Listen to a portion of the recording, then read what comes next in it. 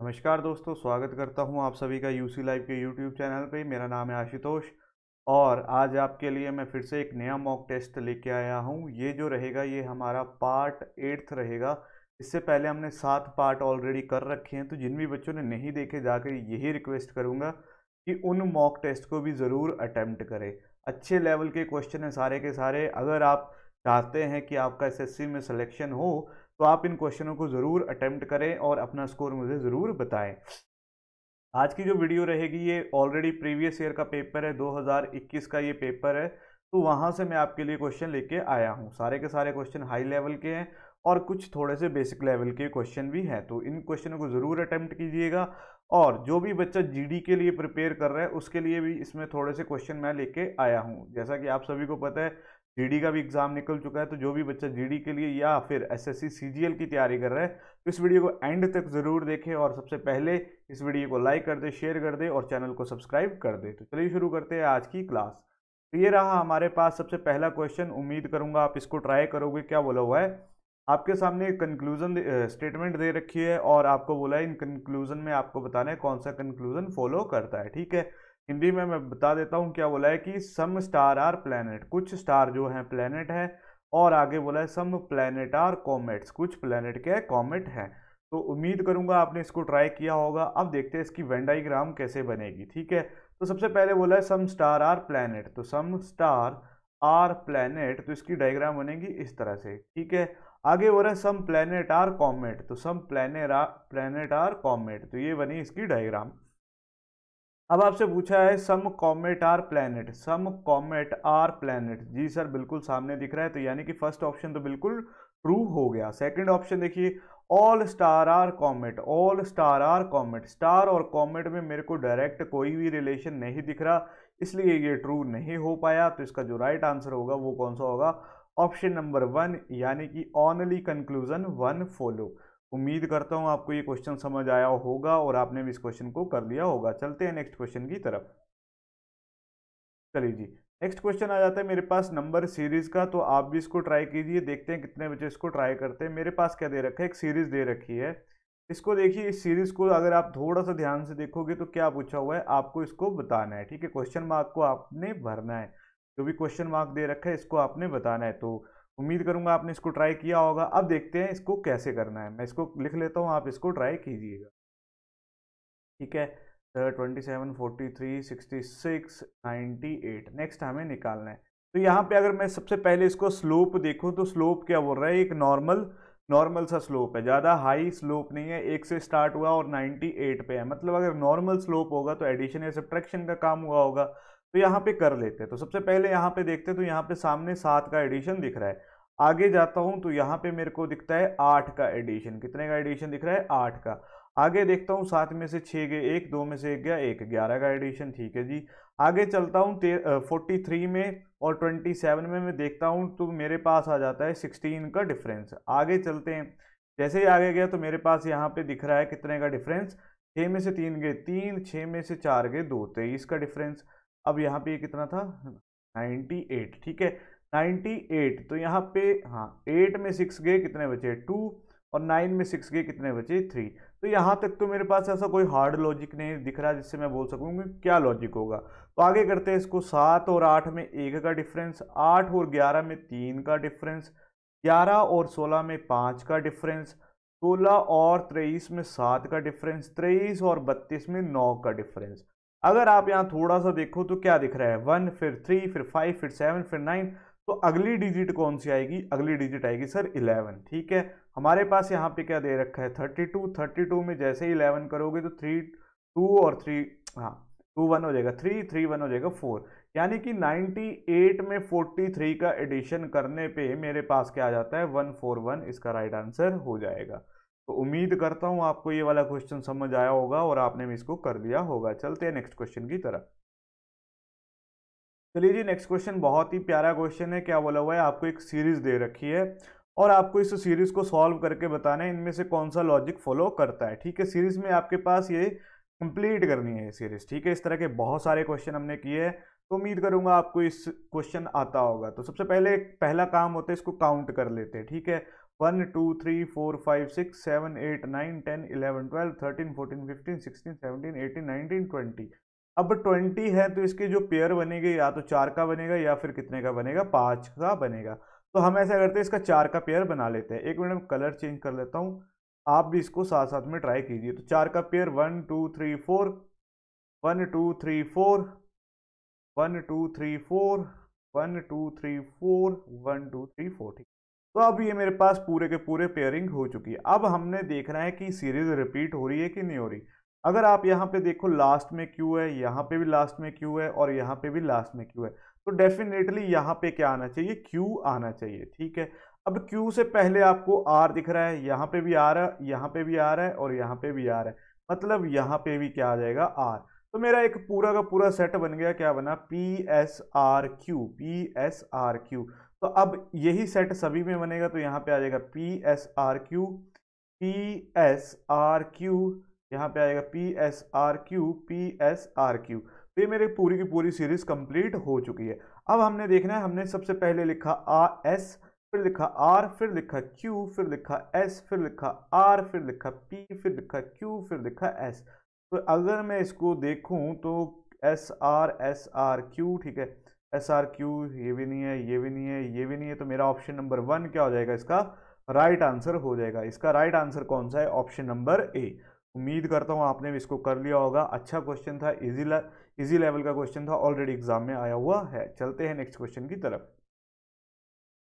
चलिए जी, next question साथ साथ में ट्राई कीजिए, देखता हूँ कितने बच्चे इसका आंसर मेरे को राइट देते हैं। ठीक है, मैं इसको यहाँ पे लिख लेता हूँ, आप इसको ट्राई कीजिए। ठीक है, U C A E T, sorry, G G M I S K. ठीक है, अब इसके नेक्स्ट वाला डिजिट मेरे को निकालना है। ठीक है, तो U और A में अगर आप थोड़ा सा ध्यान से देखोगे तो यहाँ पे आपको +6 का एडिशन दिखेगा। इनको प्लेस वैल्यू याद है वो तो इसको आराम से कर लेंगे, जिनको नहीं याद उनको दिक्कत होने वाली है। अब A और G में देखोगे तो यहाँ पे भी आपको कितने का डिफरेंस इंक्रीज हो रहा है, 6 का इंक्रीज हो रहा है, दिख रहा है। G और M में देखोगे तो यहाँ पे भी +6, M और S में देखोगे तो हाँ ऐसे है ना, +6। अब S से जैसे ही मैं 6 का एडिशन कर देता हूं तो मेरे पास आ जाता है Y। ठीक है, तो मेरा फर्स्ट डिजिट तो आ गया Y, तो मतलब ये दोनों तो एलिमिनेट हो चुके हैं। अब Y आया तो ये एलिमिनेट हो चुके। अब नेक्स्ट को देखते हैं, C और E में देखता हूं तो यहाँ पे तो +2 आ रहा है, E और G में देखता हूं तो यहाँ पे भी +2 आ रहा है, G और I में फिर से 2, 7 और I की वैल्यू होती है 9, तो 2 का गैप, 9 2 11। ठीक है, तो 11 में अब क्या ऐड करना है मेरे को, 2, तो 2 ऐड करने पे मेरे पास आएगा 13, 13 पे होता है M, तो इसका राइट आंसर हो जाएगा ऑप्शन नंबर बी, YM। इसका क्या आ गया, राइट आंसर आ गया। बहुत इजी क्वेश्चन था, उम्मीद करता हूँ आपने इसको कर लिया होगा, इसमें कोई भी डिफिकल्टी आपको नहीं आई होगी। चलते हैं नेक्स्ट क्वेश्चन की तरफ। चलिए जी, अगर अभी तक की वीडियो आपको अच्छी लग रही है तो यही रिक्वेस्ट करूंगा, वीडियो को ज़रूर लाइक कीजिए, दोस्तों के साथ शेयर कीजिए बस, और चैनल को सब्सक्राइब कर लीजिए। यही काम आपका मेरे लिए एक मोटिवेशन का काम करता है। और जो बच्चा मेरे को पजल के लिए बोल रहा था, जिनका SBI का एग्जाम है, मैं उनके लिए जल्द ही नेक्स्ट वीडियो में SBI क्लैरिकल लेवल की 1-2 पजल आपको करवा दूंगा, तो आप उनको ज़रूर प्रैक्टिस कीजिए। मैं आपको बताऊंगा क्या अप्रोच होती है और आप इसको आराम से कर लोगे। ठीक है, चलिए जी करते हैं इस क्वेश्चन को। अब क्या बोला हुआ, select the option that is related to third number in the same way second number is related to the first number. वही क्वेश्चन ऑलरेडी कर रखे हैं, इनका और इनका लॉजिक होगा, इनका यहाँ से हमें निकाल के ये वाला ढूंढना है और इसका इसका लॉजिक दे रखा है। ठीक है, अब अगर आप इसको थोड़ा सा ध्यान से देखो तो 16 और 256 कुछ नजर आ रहा है। हाँ जी सर, 16 का स्क्वायर होता है 256। अगर आप 19 का स्क्वायर देखो तो ये कितना होता है, 361 होता है। तो 21 का स्क्वायर कितना हो जाएगा, 21 का जिनको स्क्वायर आता है वो तो निकाल लेंगे, क्या होगा 21 कर लेते हैं, जिनको नहीं आता 1 यहाँ पे आ जाता है। इनको मल्टीप्लाई करेंगे 2 2 4, 4 आएगा, 2 2 4 यानी कि 441। तो यहाँ पे इसका राइट आंसर क्या आ जाएगा, ऑप्शन नंबर ए इसका राइट आंसर आ जाएगा, 441 इसका राइट आंसर होगा। तो ये जो चीज़ दे रखी है, क्या दे रखा है, उनका स्क्वायर दे रखे हैं। उम्मीद करता हूँ आपने कर लिया होगा। चलते हैं नेक्स्ट क्वेश्चन की तरफ। चलिए जी, नेक्स्ट क्वेश्चन आ जाता है मेरे पास ब्लड रिलेशन का क्वेश्चन। क्या बोला है, C is brother of B and D is grandfather of ई।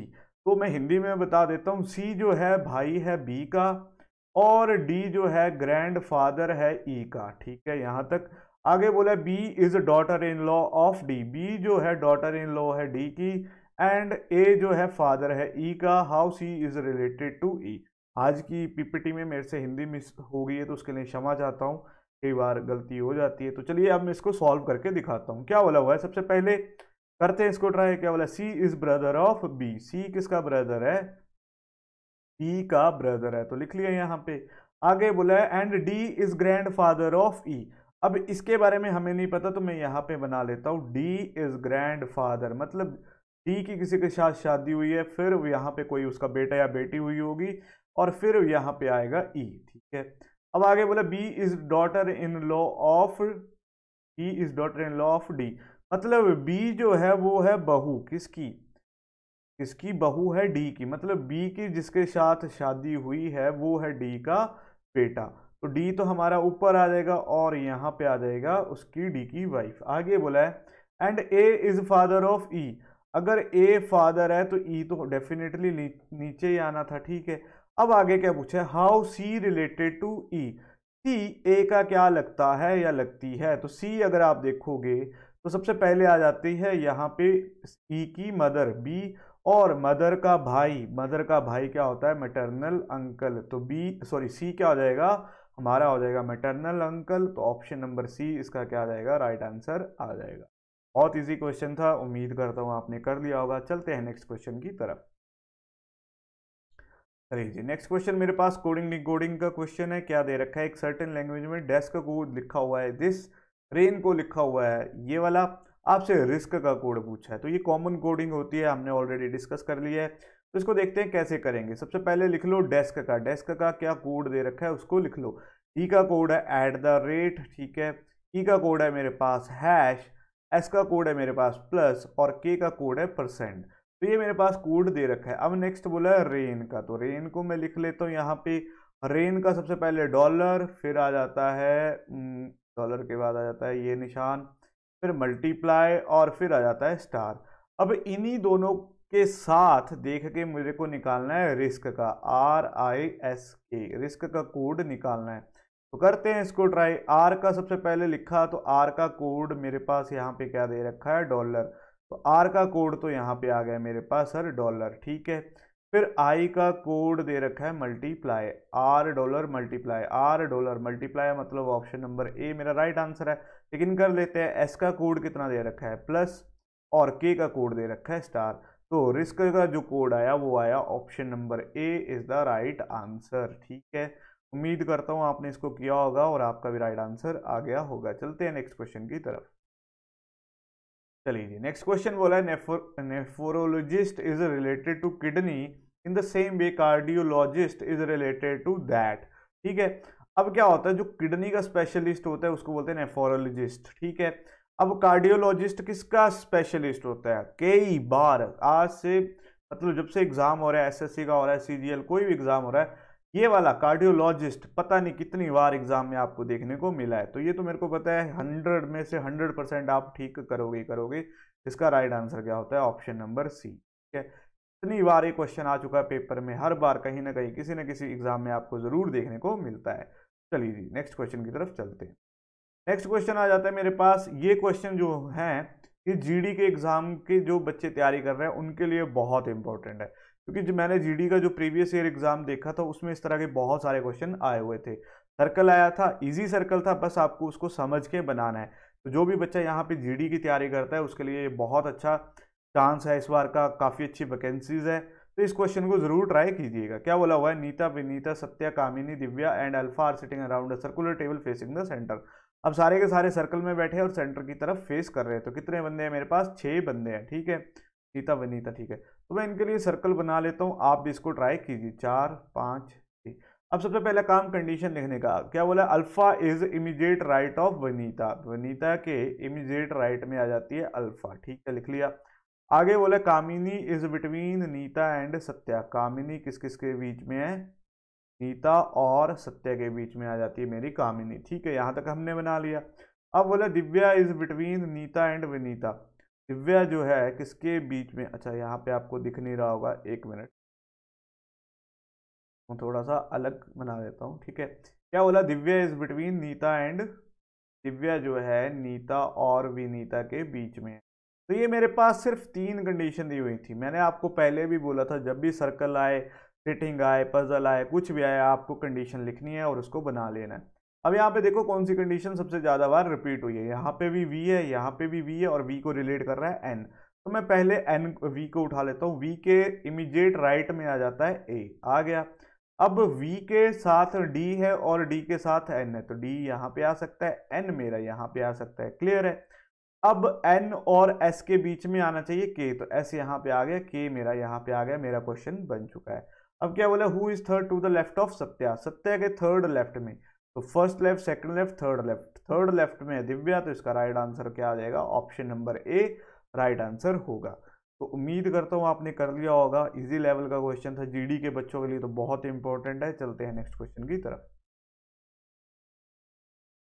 चलिए जी, नेक्स्ट क्वेश्चन आ जाता है मेरे पास डिक्शनरी का क्वेश्चन। हजारों क्वेश्चन अभी तक हम इस तरह के कर रहे हैं, हजारों तो नहीं बोलूंगा, काफी क्वेश्चन इस तरह के हमने कर रखे हैं। क्या बोला हुआ है कि हमें इंग्लिश डिक्शनरी में इसको रिप्रेजेंट करना है, तो करते हैं, इसको करते हैं स्टार्ट। कैसे होगा कैसे नहीं होगा देखते हैं।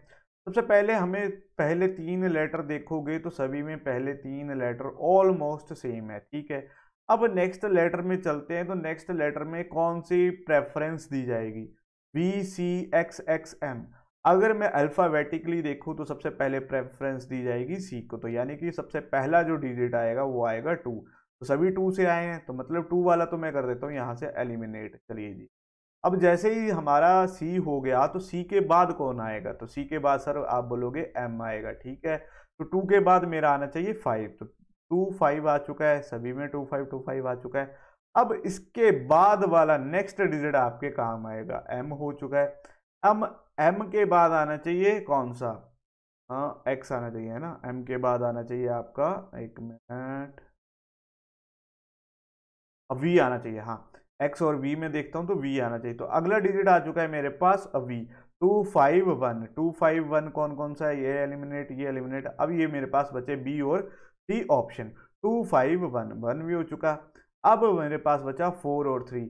तो अगला देखता हूं, तो एक्स तो दोनों में कॉमन है, अगला पी भी कॉमन है। एल और ई में मैं किसको प्रेफरेंस दूं, तो आप बोलोगे सर एल और ई में प्रेफरेंस दी जाती है, हाँ एक मिनट, एल और ई में, ए दिख रही है, ठीक है। तो यहाँ पे अगर आप प्रेफरेंस की बात करोगे तो एल और ई में प्रेफरेंस दी जाएगी एल को, तो किसको दी जाए, सॉरी ई को दी जाएगी, है ना। तो यहाँ पे जो प्रेफरेंस दी जाएगी वो किसको दी जाएगी, हाँ ई को। तो यहाँ पे आ जाता है 4, मतलब 2 5 1 4, 2 5 1 4, तो लास्ट वाला आ जाएगा 3, तो ये इसका क्या आ जाएगा, राइट आंसर आ जाएगा। बहुत ईजी क्वेश्चन था, ऑलरेडी सीजीएल 2021 में आया हुआ है। तो जिन भी बच्चों ने एग्जाम नहीं दिया है या दिया है तो इस क्वेश्चन को जरूर अटेम्प्ट करें। चलते हैं नेक्स्ट क्वेश्चन की तरफ। चलिए जी, नेक्स्ट क्वेश्चन हमारे को बोला है आपके पास अल्टरनेटिव दे रखे हैं और एक शब्द दे रखा है कमिश्नर।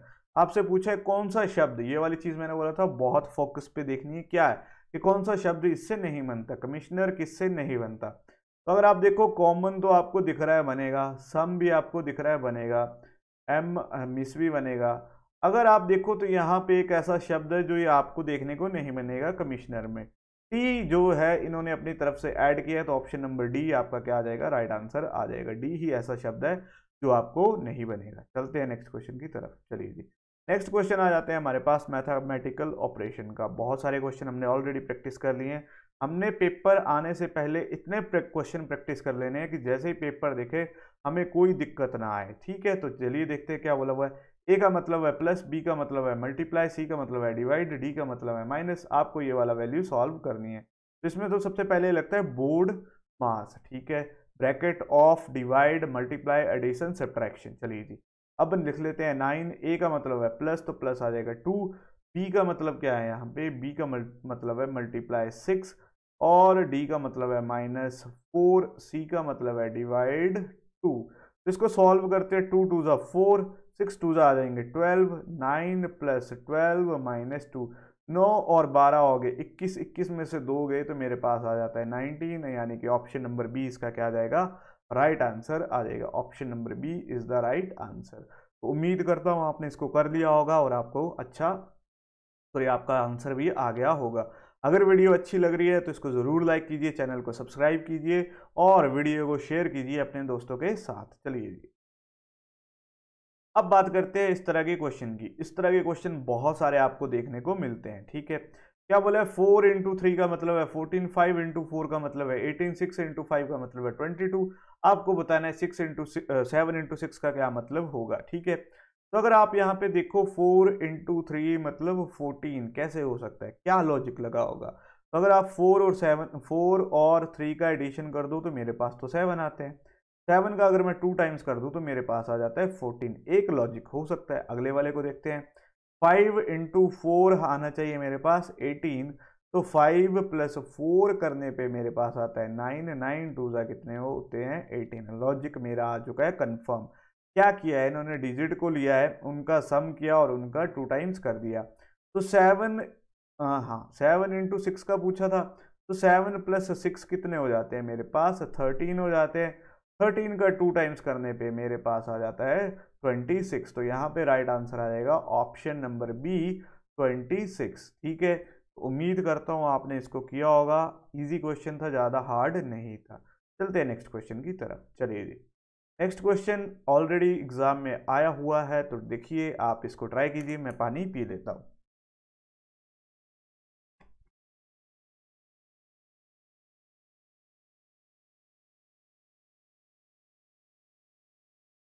चलिए जी, उम्मीद करता हूँ आपने इसको ट्राई किया होगा। क्या है, बहुत इजी क्वेश्चन है, देखने में ही सामने दिख रहा है। यहाँ पे एक मिनट में कलर चेंज कर लेता हूँ। यहाँ पे आपको 1 दिख रहा है, यहाँ पे 8 दिख रहा है, यहाँ पे 27 दिख रहा है। कुछ जाने पहचाने नंबर है। हाँ जी सर, ये तो 2 का क्यूब, 1 का क्यूब और 3 का क्यूब। तो ये 4 का क्यूब है, ये 5 का क्यूब, 6 का क्यूब, तो ये 7 का क्यूब है, ये 9 का क्यूब। तो यहाँ पे किसका क्यूब आएगा, 8 का क्यूब। अब 8 का क्यूब कितना होता है, उम्मीद करता हूँ आपको क्यूब याद होंगे। 15 तक तो एटलीस्ट होने चाहिए। तो 8 का क्यूब हो जाता है 512। तो इसका राइट आंसर होगा option number C, 512 is the right answer. Easy question था, ऑलरेडी एग्जाम में आया हुआ है, तो शायद ये वाली शिफ्ट मेरे को इजी लग रही है एज कम्पेयर टू अभी तक जो भी हमने क्वेश्चन किए हैं, ठीक है। प्रीवियस मॉक जिसमें किए थे उसमें काफ़ी अच्छे लेवल के क्वेश्चन थे, ये वाली शिफ्ट थोड़ी सी ईजी थी। चलिए चलते हैं नेक्स्ट क्वेश्चन की तरफ। नेक्स्ट क्वेश्चन आ जाता है मेरे पास डायरेक्शन का, ठीक है। क्या बोला है, पहले मैं हिंदी में बता देता हूँ, आप इसको ज़रूर ट्राई कीजिए। बोला है रिया 35 किलोमीटर चलती है साउथ की तरफ, दक्षिण की तरफ जाती है, फिर वहाँ से लेफ्ट दायां बाईं तरफ मुड़ती है और 20 किलोमीटर चलती है, ठीक है। और फिर से बाईं तरफ चल के वो 35 किलोमीटर जाती है। आपको बताना है वो कौन सी डायरेक्शन फेस कर रही है, ठीक है। तो मैं डायरेक्शन बना लेता हूँ, नॉर्थ साउथ ईस्ट, ठीक है। यहाँ पे north east, south east, south west, north west, ठीक है। अब क्या बोला है, रीता 35 किलोमीटर साउथ की तरफ जानी चाहिए। तो सबसे पहले बना लेते हैं, यहाँ से चलते हैं, इसको लेके चलते हैं 35 किलोमीटर साउथ की तरफ। अब बोला है उसने अपना लेफ्ट की तरफ गई। अब यहाँ पे बच्चा कंफ्यूज हो जाता है लेफ्ट राइट कैसे करना। तो आपने कुछ नहीं करना, अपना पेज घुमा लो, ठीक है। पेज को अपने हिसाब से कर लो, जो आपका राइट होगा उसका राइट, जो आपका लेफ्ट होगा उसका लेफ्ट। तो अगर मैं बोलूँ यहाँ से लेफ्ट, तो यहाँ से लेफ्ट आ जाएगा इस तरफ, यहाँ से चली गई वो 20 किलोमीटर। फिर से उसने लेफ्ट लिया, तो अब यहां से उसका लेफ्ट लिया और चली गई 35 किलोमीटर, मतलब वापस फिर से ऊपर की तरफ चली गई। अब बोला है in which direction she is from the starting point, starting point से अभी कौन सी डायरेक्शन की तरफ है। तो अगर आप यहां से देखो तो ये वाली डायरेक्शन कौन सी होती है सर, ये होती है ईस्ट डायरेक्शन, यानी कि option number A is the right answer. East की तरफ देख, अभी हमारे स्टार्टिंग पॉइंट से, मतलब ये जो स्टार्टिंग पॉइंट है यहां से अगर मैं उसको देखूं तो अभी कौन सी डायरेक्शन में है, मेरी ईस्ट की तरफ है।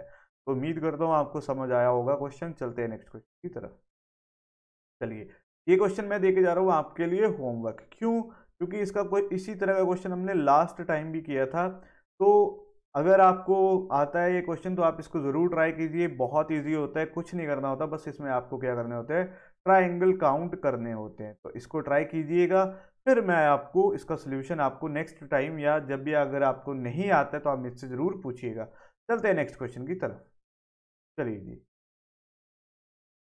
अब आ जाते हैं हमने क्या, अच्छा, अब आ जाते हैं नेक्स्ट क्वेश्चन हमारा वेन डायग्राम से, ठीक है। वेन डायग्राम में मेरे पास दे रखी है शर्ट, गारमेंट और क्लोथ, ठीक है। हमारे पास इनका वेन डायग्राम बनाना है, तो मैं इसको लिख लेता हूँ ए पी। आपको बताना है कौन सा ऑप्शन इसमें से सही है। वेन डायग्राम है, आपको देखना है कौन सा ऑप्शन सही है। अब हमारे पास क्या क्या दे रखा है, शर्ट दे रखी है, गारमेंट्स दे रखे हैं और क्लोथ्स दे रखे हैं, ठीक है। अगर आप देखो जो हमारी शर्ट होती है वो जो क्या किससे बनती है, गारमेंट से बनती है, और जो गारमेंट होते हैं वही क्या क्लोथ है। मतलब ये तीनों चीजें आपस में रिलेट कर रही हैं। अगर आप इसको थोड़ा सा ध्यान से देखो, शर्ट गारमेंट और क्लोथ आपस में तीनों क्या रिलेट कर रहे हैं, तो ऑप्शन नंबर डी तो मेरा यहीं से सामने एलिमिनेट हो चुका है। अब सी को अगर थोड़ा सा ध्यान से देखो तो ये भी एलिमिनेट हो जाएगा। डी में भी थोड़ा सा चांस अलग अलग का आ रहा है, तो ये भी एलिमिनेट हो जाएगा। तो आपके पास जो राइट आंसर बचा वो कौन सा बचा, ऑप्शन नंबर ए इसका क्या होगा, राइट आंसर होगा। ऑलरेडी एग्जाम में आया हुआ क्वेश्चन है, इस तरह के क्वेश्चन आपको बहुत देखने को मिलेंगे। चलते हैं नेक्स्ट क्वेश्चन की तरफ। चलिए जी, नेक्स्ट क्वेश्चन से पहले यही बोलूंगा वीडियो को फिर से कि लाइक कर दीजिए, शेयर कर दीजिए। जो बच्चे अभी जुड़ रहे हैं सबसे पहले वीडियो को लाइक कर दीजिए और सब्सक्राइब बटन पे टैप कर दीजिए। 1 सेकंड लगेगा और आप इस चैनल में के साथ जुड़ जाइएगा, ठीक है। चलिए, अब क्या बोला, विच आंसर फॉलोइंग, हाँ ठीक है। आपके पास एक पैटर्न दे रखा है, आपको इस पैटर्न को बताना है कौन सा पैटर्न आपका फॉलो कर रहा है। ए बी सी डी में कौन सा पैटर्न फॉलो कर रहा है, तो मतलब इसको कंप्लीट करना है, तो इसको करते हैं। अगर आप यहां से देखोगे तो पहले तो बनेगा सर्कल, सभी में सर्कल है। ये वाली लाइन जाएगी इस तरफ, तो सभी में इसी तरह से बना हुआ है। नेक्स्ट जो चीज आ जाती है ये तो यहाँ पे आ गया। अब आ जाती है, अगर आप इसको देखोगे जो आपका ये शेडेड एरिया है कहाँ पे हुआ है, पहले यहाँ पे हुआ, फिर व्हाइट आया, फिर शेडेड, फिर व्हाइट, फिर शेडेड। मतलब यहाँ पे अगर मैं देखूं तो यहाँ पे आएगा व्हाइट और यहाँ पे कौन सा आएगा, शेडेड एरिया आएगा। मतलब ये वाला तो एलिमिनेट हो गया, ये वाला भी एलिमिनेट हो गया, बचा मेरे पास सी और डी में। अब देखो हो क्या रहा है, जिस तरफ शेडेड एरिया है उसी तरफ आपकी क्या बन रही है, ये वाली लाइन ड्रॉ हो रही है। जहां पे शेडेड एरिया है वहां पे लाइन ड्रॉ हो रही है। तो अगर आप यहाँ पे देखो तो सी वाला तो हो गया एलिमिनेट, क्योंकि शेडेड एरिया यहाँ पे है, लाइन यहाँ पे है। तो राइट आंसर मेरे पास बचा डी, तो मेरा राइट आंसर क्या हो जाएगा, ऑप्शन नंबर डी। बहुत इजी क्वेश्चन होते हैं, बस आपको देखना होता है, थोड़ा सा ध्यान से आप इन क्वेश्चनों को आराम से कर ले जाओगे। चलते हैं नेक्स्ट क्वेश्चन की तरफ। चलिए जी, नेक्स्ट क्वेश्चन है मेरे पास, क्या बोला हुआ है, एक मिरर इमेज आपको दे रखी है, आपको इसकी एक्चुअल बताना है कि जो इसके अंदर लिखा हुआ है वो एक्चुअल शब्द क्या है। तो मिरर इमेज का कंसेप्ट अभी तक वैसे तो हमने पढ़ा नहीं है, पर मैंने थोड़ा सा आपको ब्लॉक चैप्टर में बताया था कि जो लेफ्ट साइड होती है वो मिरर के साथ क्या हो जाती है, उल्टी हो जाती है, ठीक है। वो क्या हो जाती है, मतलब राइट साइड लेफ्ट में जाएगी और लेफ्ट साइड किस में चेंज हो जाएगी, राइट में चेंज हो जाएगी। मतलब मिरर इमेज बनती है। अगर आप इसको थोड़ा सा ध्यान से देखो तो ये क्या है, अब सबसे पहले आएगा एम, फिर आएगा ए, फिर आएगा आर, फिर आएगा आई, फिर आएगा एन और फिर आएगा ई। तो इसका जो राइट आंसर होगा वो कौन सा होगा, ये वाला ऑप्शन नंबर डी इसका राइट आंसर होगा। मेराइन इसका क्या आएगा, राइट आंसर आएगा। तो जैसे ही आपका पेपर खत्म होता है तो जो टॉपिक हमारे बचे हुए हैं, जैसे डाइस का टॉपिक बचा हुआ है और मिरर इमेज का, बहुत सारे टॉपिक बचे हैं, उनको हम फिर से कंटिन्यू करेंगे। लेकिन अभी ये हमारा फोकस है कि जितने से जितने ज़्यादा हम मॉक टेस्ट प्रैक्टिस कर ले, ताकि जैसे हम पेपर देने बैठे हमें कोई भी दिक्कत ना आए। चलिए जी, नेक्स्ट क्वेश्चन की तरफ चलते हैं।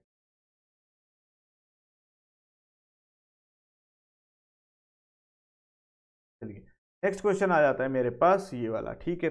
क्या बोला हुआ है, ब्लड रिलेशन का क्वेश्चन है, मैं इसको बनाता हूँ, आप इसको ट्राई कीजिए। मैं एक बार हिंदी में इसको बता देता हूँ। क्या बोला है, Rajiv is brother of Arun. Rajiv किसका ब्रदर है, अरुण का। Sonia is sister of Sunil. Sonia किसकी सिस्टर है, सुनील की। Arun is son of Sonia. Arun किसका सन है, सोनिया का। How Rajiv is related to Sunil. Rajiv Sunil से कैसे रिलेट कर रहा है, आपको ये बताना है। तो करते हैं इसको सॉल्व। सबसे पहले क्या बोला हुआ है, Rajiv is brother of Arun, बना लो अरुण। अब अरुण का भाई है राजीव, तो बना लो, यहाँ पे आ गया राजीव, ठीक है। उम्मीद करता हूँ आपने भी बना लिया होगा। आगे बोला Sonia is sister of Sunil, अभी छोड़ दो। आगे बोला Arun is son of Sonia, यहाँ से बनाओ। अरुण किसका सन है, सोनिया का। मतलब सोनिया आ गई, यहाँ पे सोनिया की किसी के साथ शादी हुई होगी, छोड़ो। आगे बोला Sonia is sister of Sunil. Sonia किसकी सिस्टर है, यहाँ पे मैं थोड़ा सा टेढ़ा करके बना देता हूँ, सुनील की। सुनील की ये क्या है, सिस्टर है। तो ये सिस्टर है, तो यहाँ पे इसका हस्बैंड आया होगा, ठीक है। अब बोला है how Rajiv related to Sunil. Sunil का राजीव से क्या रिलेशन है, या राजीव सुनील का क्या लगता है। तो अगर आप देखोगे सुनील की ये क्या है, बहन, और बहन का लड़का क्या हो जाएगा, नेफ्यू। तो इसका राइट आंसर क्या हो जाएगा, ऑप्शन नंबर है। हिंदी में मैं बोलूं तो ये होता है भांजा। ये लगता है भांजा किसका, हाँ राजीव जो है सुनील का भांजा लगता है। तो उम्मीद करता हूँ आपने भी कर दिया होगा।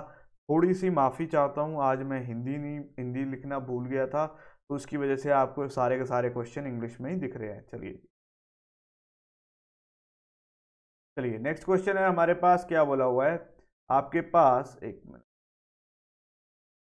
आपके पास वर्ड, लेटर और नंबर दे रखे हैं, इनमें से आपको ओड वन ढूंढना है। इनमें से कोई एक ऐसा होगा जो लॉजिक फॉलो नहीं कर रहा होगा। तो मैं लिख लेता हूँ, आप इसको ट्राई कीजिए, ECBY, ठीक है।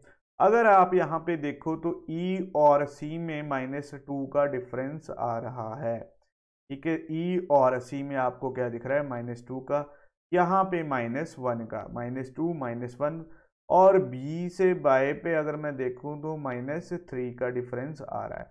ये लॉजिक मेरा फर्स्ट से आया, RQX।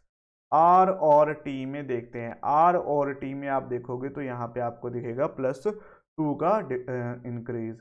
T से अगर मैं U पे जाता हूँ तो +1 का, इससे तो बिल्कुल ही ऑपोजिट चला है, पहले वाला ऑपोजिट था, ये फिर से ऑपोजिट हो गया।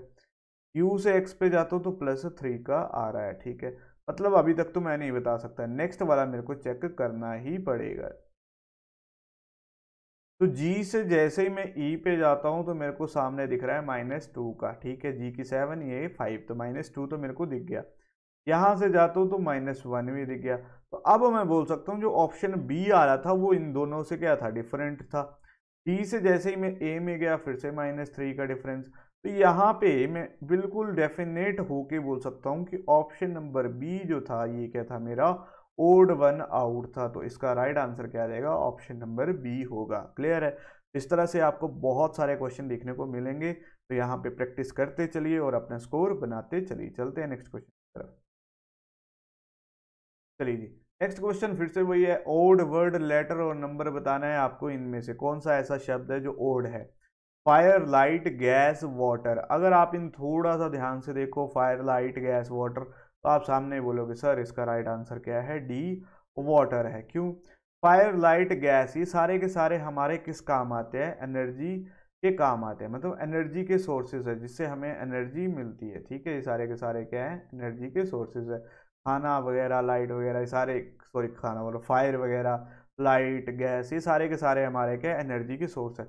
लेकिन वाटर यहाँ पे इनसे डिफरेंट है, तो ये आ जाएगा ऑप्शन नंबर डी, इसका क्या होगा, राइट आंसर होगा। उम्मीद करता हूँ आपने भी इसको कर दिया होगा। चलते हैं नेक्स्ट क्वेश्चन। चलिए नेक्स्ट क्वेश्चन ये रहा आपके सामने। तो ये क्वेश्चन भी मैं देके जा रहा हूँ आपके लिए होमवर्क। अभी तक मैंने सिर्फ आपको दिए हैं 2 क्वेश्चन होमवर्क। ये वाला क्वेश्चन होमवर्क क्यों दे रहा हूँ, क्योंकि इस तरह के बहुत सारे क्वेश्चन हम प्रैक्टिस करते हैं, तो ये वाले क्वेश्चन इजी होते हैं, आप आराम से कर लोगे। बस आपको देखना क्या है, EGIKFILO में लॉजिक क्या है, वही लॉजिक आपको यहाँ से लगा के यहाँ पे आपने आंसर देना है। चलिए चलिए नेक्स्ट क्वेश्चन आ जाता है मेरे पास नंबर सीरीज का। ट्राई कीजिए, मैं इसको यहाँ पे लिख लेता हूँ। 63, 72, 81, 90, ये वाला डिजिट निकालना है, ठीक है।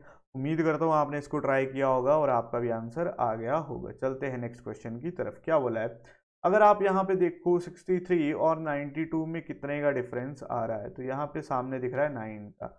आगे जाता हूँ तो फिर से मेरे को 9 का दिख रहा है, आगे गया फिर से 9 का। मतलब सिंपल लॉजिक, सभी में 9 का इंक्रीज, यहाँ पे +9 करो तो सामने दिख जाएगा ऑप्शन नंबर बी, यानी कि 99। इसका क्या आ जाएगा, राइट आंसर आ जाएगा। इजी क्वेश्चन था, लेकिन पेपर में आया हुआ है तो हमने इसको करना ही करना है। चलिए आज का मेरे हिसाब से लास्ट क्वेश्चन है। क्या बोला हुआ है, select the related word, letter, number from the given alternative. आपको दे रखा है जैसे प्ले जो होता है वो किससे रिलेट करता है, एक्टर से रिलेट करता है। मतलब प्ले क्या होता है, कोई जो हमारा एक्टर होता है वो क्या करता है, जो एक्टिंग करता है उसी को हम क्या बोलते हैं, प्ले बोलते हैं। तो कॉन्सर्ट कौन करता है जी, सर कॉन्सर्ट करते हैं म्यूजिशियन। तो इसका राइट आंसर क्या हो जाएगा, ऑप्शन नंबर बी। ठीक है, कंसर्ट में पियानो मत कर देना, कंसर्ट किससे रिलेट कर रहा है, वो कर रहा है म्यूजिशियन से। तो इसमें राइट आंसर क्या हो जाएगा, ऑप्शन नंबर बी हो जाएगा। तो ये थे मेरे पास आज 25 के आसपास के क्वेश्चन। वैसे तो ये शिफ्ट मेरे को बहुत इजी लगी, इसमें ऐसा कोई हार्ड क्वेश्चन नहीं था। 25 के आसपास क्वेश्चन है तो आप आराम से इसमें 48 या 50 के आसपास स्कोर कर सकते हो, अगर आपकी प्रैक्टिस अच्छी है, अच्छी खासी स्पीड है। तो इस शिफ्ट में जो ये शिफ्ट आई थी, जिन भी बच्चों ने दिया होगा उनके तो आराम से 50 के आसपास नंबर आए होंगे। तो अगर आज की वीडियो आपको अच्छी लगी है तो इस वीडियो को ज़रूर लाइक कीजिए, दोस्तों के साथ शेयर कीजिए। नेक्स्ट जो वीडियो आएगी उसमें मैं आपको एक तो एसबीआई क्लर्क की जिनका पेपर है उनके लिए कुछ पजल लेके आने वाला हूँ, साथ में ही हाई लेवल के क्वेश्चन भी लेके आऊँगा। ठीक है, आज इतने हाई लेवल तो था नहीं, मेरे को लगा थोड़े से अच्छे लेवल के क्वेश्चन होंगे, लेकिन एक दो ही थे, बाकी नहीं थे, बाकी बहुत ईजी क्वेश्चन थे। तो अगर वीडियो अच्छी लगी तो लाइक और शेयर कर दीजिएगा। मिलते हैं नेक्स्ट सेशन में, थैंक यू।